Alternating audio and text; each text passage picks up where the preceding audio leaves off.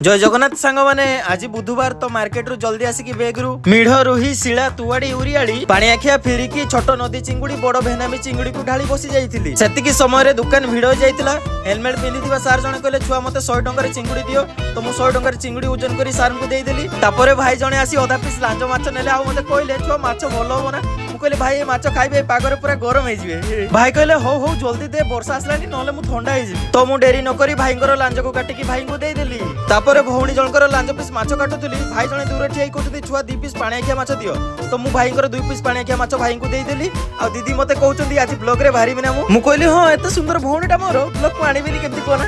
वर्षा जोर होतला तो डेरी न करी भौणीकर माछ को काटी भौणी की देई देली। तापरे स्कूटी रे दीदी जणे आसी कहले छुआ मते 250 तुआड़ी माछ दियो ना। आ कहले छुआ ए तुआड़ी माछ तू एते रेड काहे नउचु कोना। मु कहले दीदी तुआड़ी माछ मिलु नाही एतिकी तुआड़ी माछ पई आज बेपारी छोड़ा पड़ा लागि हितले।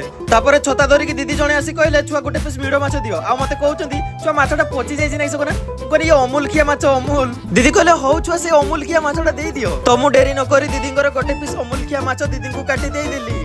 लास्ट रे भाई जणे आसी शाहरुख खान पोज देई कहले छुआ मते 250 पाम्पलेट माछ दियो तो मु भाईंकर 250 पाम्पलेट माछ भलो से काटी भाई को देई देली। ए ओडिया पिलाटी को आपनकर बढ़िया मन रे लाइक सब्सक्राइब करि दियो ना।